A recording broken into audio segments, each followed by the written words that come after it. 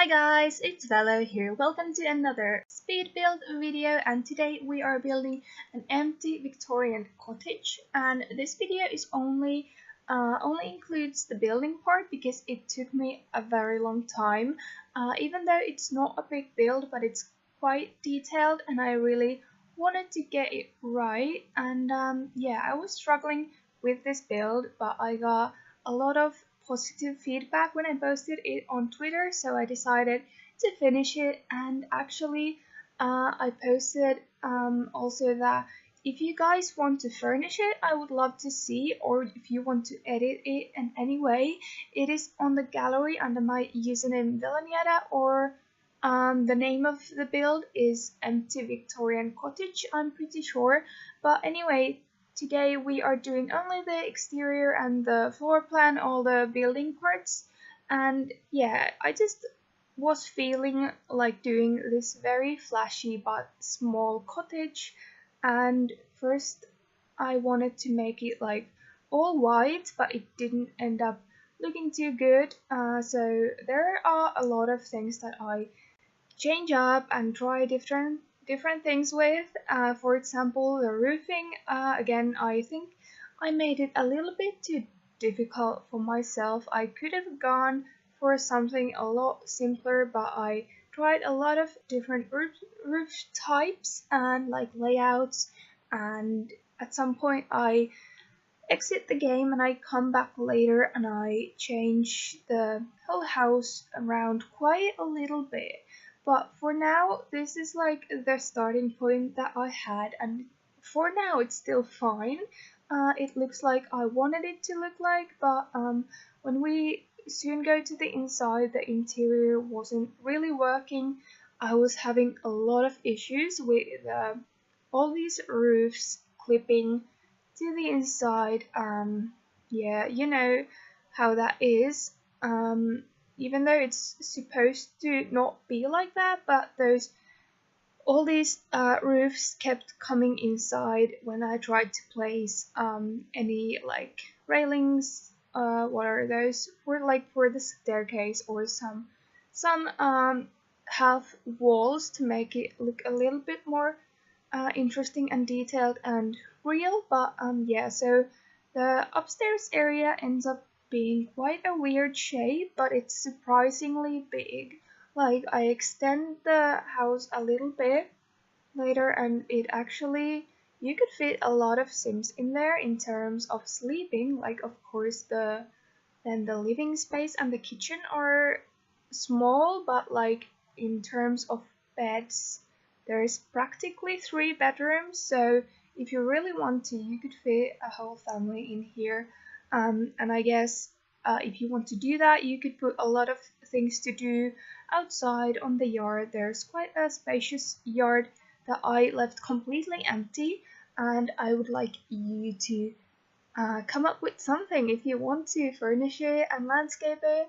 I might do it myself as well, but for now I'm just very interested to see what other people might come up with. So yeah, I think I made the hashtag velofurnish1 or something. I'll put it in the description and stuff like that. So if you want to furnish this house and share it with me, I would love to see. And I'm thinking, like, if I get more than one furnished house, I might do like a video tour of the results, because I personally really like watching video tours where someone is going through other people's builds or furnishes, yeah, or like, you know, something like that. So I would like to do that. So if you want to furnish this, please do, and please share it with me. Yeah, like I said, the exterior is quite detailed. I basically put columns around all the windows I placed in. I put spandrels on every like place it made sense, and I used a very flashy vampires one, and I used quite a few different types of fences and all that kind of stuff. Yeah, so here's maybe the most tedious part. I will probably edit some of this down, but here I was trying to see if I could like close off the staircase from the upstairs, but it always kept the roofs kept clipping in like real bad. Like you can see, it's very ugly right now. And yeah, I do end up extending it. It's still a quite a weird shape to furnish and to live in, but like in mid mode I think the roofs will go down and you can see it quite okay. But yeah, and here's a side door. It leads to what I think is the kitchen, but you could do anything you want. I just felt like it made sense if that was the kitchen door. And yeah, more columns, because your Victorian builds always need more columns and more of that everything. Yeah, and at this point the house is still completely white, and I think pretty soon will be when we change the when I quit the game and I came back later. So at this point I was kind of frustrated and I really didn't know what to do with this, and I went on Twitter and kind of was like, I know this is not that bad, but I don't like it like at all. But I had like so many people say that it looked good, and that I should finish it. And then some people commented that they wanted to, or that they could furnish it. So that's where I got the idea that I will put it on the gallery empty, and I will then share the link for you guys to furnish. So that's what I did. Now I think we have changed the recording, and I am back the next day. So this time I actually finished the house. I was feeling a little bit more inspired by those Twitter comments, and I put in some plant boxes and I changed up the colors a little bit. Still, it's very monochrome. There's only like whites and different shades of grays, and then those plants. I was thinking of using this custom roofing, but I decided not to because I wanted people to be able to furnish it.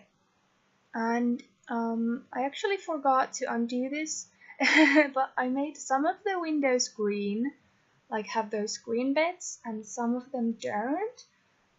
It could be a nice detail, like if you want to edit this house, you can do anything you want. And here I go in, and yeah, I already extended it to the back, just a little bit, but enough to make everything inside fit a little bit better. It was really frustrating putting down these stairs. Yeah, the placing was not clever. Like I said, I could have easily made it much more simple for myself, but you know, I like small builds and sometimes they get real tedious, so that's what I do for myself.